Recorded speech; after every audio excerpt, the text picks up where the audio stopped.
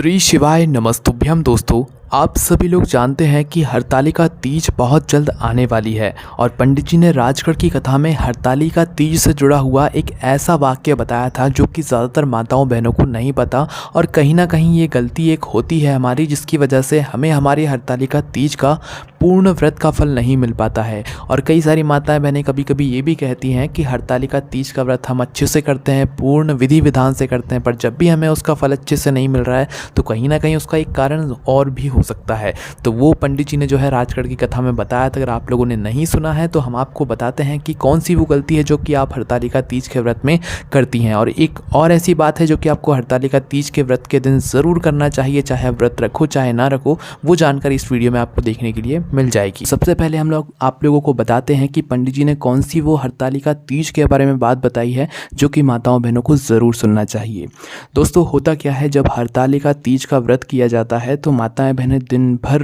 बिल्कुल भूखे और मतलब बिना पानी पिए रहती हैं और शाम के समय से जो है मतलब एक पूजन शुरू होती है जो कि हरतालिका तीज की पूजन होती है। अब यह पूजन सभी के घर में नहीं होती है, ये या तो मंदिर में होती है या किसी के घर पे होती है जो विधि विधान से मतलब पहले से पूजा करते आता होता है, तो उसके घर पे ये पूजा होती है और मोहल्ले के आसपास के लोग उसी घर में जो है पूजन करने के लिए जाते हैं, या मंदिर के आसपास के जो लोग होते हैं वो मंदिर में पूजन करने के लिए जाते हैं, है ना। पर वहाँ पर क्या गलती होती है माताओं बहनों से जिससे कि उनको हरतालिका तीज का व्रत का जो पूरा फल है वो नहीं मिल पाता है। पंडित जी ने इसका जो है स्मरण आज की कथा में कराया है कि क्या वो चीज़ है जो कि आप लोगों को हरतालिका तीज के व्रत में ध्यान रखनी चाहिए, है ना। जैसे कि आप लोग का पूरा दिन निकल गया, रात्रि के जो पूजन है उसका भी समय बहुत करीब आ गया, है ना। आप लोग क्या करते हो कि रात्रि में अपनी पूजन की थाली वगैरह सब तैयार करके जहाँ पर भी आपको पूजन करने के लिए जाना है, अपने घर के आसपास कहीं पर जो है हरतालिका तीज की पूजन होती है या तो आप मंदिर में पूजन करने के लिए जाते हो, तो वहाँ पर क्या करते हो आप लोग कि वहाँ पर गए, आप लोगों की पहली पूजन हुई। पहली पूजन के बाद क्या होता है कि जो मतलब जिसके भी घर में आप लोग मतलब पूजन करने के लिए जाते हो वहाँ पर वो उस घर का व्यक्ति क्या करता है कि वो चाय बनाता है। चाय क्यों बनाता है? क्योंकि जितने भी हरतालिका तीज के लिए माताएं बहनें उनके घर पर आई हुई हैं वो उनको जो है चाय पिलाएं, जिससे कि उनको अब नींद ना आए ज़्यादा, है ना। क्योंकि हरतालिका तीज की जो पूजा होती है वो पूरी रात होती है, तो इस वजह से जो है उस घर का व्यक्ति या जो भी माताएं बहनें होती हैं उस घर की वो चाय बनाती हैं। तो वहीं पर सबसे बड़ी गड़बड़ हो जाती है कि चाय बना दी तो चाय बना के वो लाइन तो आपने पी ली, है ना। आप दूसरे घर के और आपने वहाँ पर चाय पी ली। यहाँ पर एक बात समझिए, आप अपनी पूजन करने के लिए गए तो आप अपनी थाली लेकर गए, है ना। आप अपना जो भी सामान कार्य पूजन करने का था वो सब आप अपनी थाली में तैयार करके लेकर गए और पहुँच गए उनके घर पर, है ना, या मंदिर में पहुँच गए।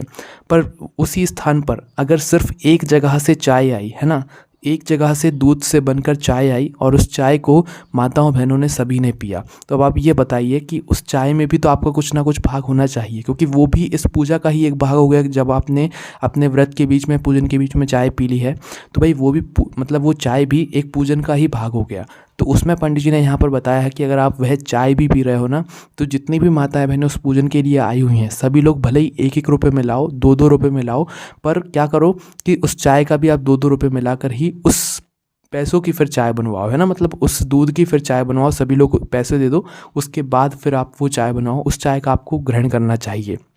नहीं तो फिर ऐसा हो जाएगा जिसके घर में आप यह पूजन करने गए हुए हो, जिसने आपके लिए यह चाय बनाई हुई है, उसको आपके व्रत का कुछ ना कुछ फल मिल जाएगा, उसको आपकी पूजा का भी फल मिल जाएगा, है ना। तो ऐसी बात पंडित जी ने कही है कि आप भले ही 2 रुपये दो पर उस व्यक्ति को ज़रूर दो जिसके घर आप यह चाय पी रहे हो, ताकि आपकी व्रत का जो फल है, आपकी पूजा का जो फल है वो आपको ही मिले, है ना। या तो फिर आप ऐसा कर सकते हो कि भाई आप चाय ही मत पियो, है ना। और अगर चाय पी रहे हो तो भाई आप अपने घर पर आकर भी पी सकते हो, क्योंकि पूजन के बाद आपको कुछ समय बीच का मिलता है, तो उस समय आकर आप अपने घर पर चाय बनाकर पी सकते हो। पर अगर आप लोग उनके घर में चाय पी रहे हो या मंदिर में भी कहीं से चाय आ रही है तो आपको उस व्यक्ति को भले ही 2 रुपये दो पर कुछ ना कुछ जो है मतलब उसको पैसे ज़रूर देना है, क्योंकि आप उसके घर की चाय पी रहे हो, है ना। या किसी के घर में जब आप पूजन कर रहे हो तो वो अपने घर में भी चाय बना रहा है, तो भाई उसको 2 रुपये ज़रूर दो, है ना। कम से कम 2 रुपये, 1 रुपये, जितना आपसे हो सके उतना ज़रूर दो, क्योंकि आप उसके घर की चाय पी रहे हो तो आपकी पूजन का फल उसे भी कहीं ना कहीं मिल जाएगा, ठीक है। और फिर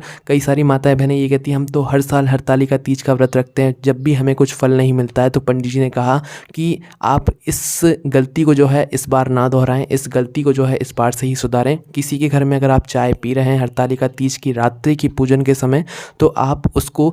1 रुपये या 2 रुपये ज़रूर प्रदान करें, क्योंकि आप उसके घर की चाय पी रहे हैं और आपकी पूजा का फल आपके पास ही रहे। अगर मंदिर में बैठे हुए हैं, मंदिर में किसी के घर से चाय आ गई, तो भाई क्या करें, मंदिर में ही जो है जिसके घर से चाय आई हो उसे आप लोग 2 रुपये दे दें, उसे आप लोग 5 रुपये दे दें, उसे आप लोग 10 रुपये दे दें, ठीक है। 2 रुपये कहने का मतलब है कि आपकी तरफ से भी कुछ पैसा जाएगा उस चाय के लिए जो कि आपने उस चाय को पिया हुआ है, ठीक है। ज़रूरी नहीं है कि आप लोग 50 रुपये 100 रुपये दो, 2 रुपये भी दोगे तो भी चल जाएगा, पर कुछ ना कुछ जो है आपकी तरफ से पैसा उस चाय को बनने के लिए लगना चाहिए। इस बात का आपको ध्यान रखना है, ठीक है। तो पंडित जी ने ये बात आज की कथा में बताई है, जो कि आज तक शायद किसी ने नहीं सोची होगी। और सभी माताएं बहनें क्या करती हैं, अपने घर से तो जाती हैं पर दूसरे के घर पर जाकर रात्रि में जो है, मतलब सभी लोग पीते हैं, क्योंकि रात में जो है पूजन होती है तो नींद ना आए, इस वजह से भजन कीर्तन के लिए जो है चाय बीच बीच में बनाई जाती है। तो पंडित जी ने बोला कि जब वह चाय आप लोग पीने जाएं तो 2-2 रुपये जो है सभी लोग इकट्ठा करके माताएं बहनें उस घर की जिसने भी वो चाय बनाई है उसको दे सकते हैं, जिससे कि आपकी पूजन का फल आपको ही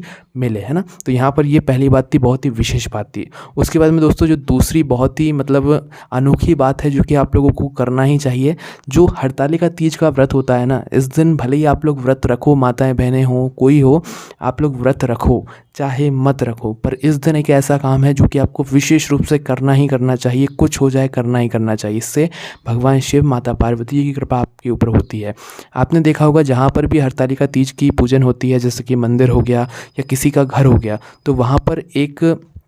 स्थान बनाया जाता है, जिस स्थान के ऊपर जहाँ पर शिव जी विराजित रहते हैं, फिर शिव जी के ऊपर एक फुलेरा लगाया जाता है, ठीक है, मतलब जो कि फूलों से बना हुआ होता है ना। तो एक फुलेरा लगाया जाता है, तो उस फुलेरा का मात्र दर्शन आपको करना है। व्रत रखे हो तो करना ही करना है, आप जाओगे ही रात्रि में पूजन के लिए, पर अगर नहीं रखा है व्रत तो भी आप लोगों को जो है उन माताओं बहनों के साथ में वो लोग पूजन कर रही हों तो उसी समय आपको वहाँ पर भी जाना है और उस फुलेरे का मात्र दर्शन करना है। फुलेरे को देखते हुए आप अपने मन में भी अगर कोई कामना रखकर बोल देते हैं ना, तो आपकी वह मनोकामना पूर्ण हो जाती है। इतना महत्व होता है हरतालिका तीज के दिन जो फुलेरा लगाया जाता है पूजन वाले स्थान पर उसका, है ना। तो आप लोगों को उस फुलेरे का दर्शन भी ज़रूर करना है, अगर आप व्रत नहीं करते हैं तो भी, है ना। माताओं बहनों को इस बात का विशेष रूप से ध्यान रखना है, वो फुलेरा बहुत ही महत्वपूर्ण होता है उसके। तो दोस्तों हम आशा करते हैं कि आप लोग इस बात पर अमल ज़रूर करेंगे, और जो इस वीडियो में आपको बताया गया है हरतालिका तीज से जुड़ी हुई ये 2 बातें, इन पर भी आप ज़रूर ध्यान देंगे। अगर आपको इन हरतालिका तीज की इन 2 बातों से जुड़ा हुआ कोई भी प्रश्न आपके मन में आता है तो उसे आप हमसे कमेंट करके पूछ सकते हैं। ओम नमः शिवाय, जय बोले बाबा श्री शिवाय, नमस्तुभ्यम।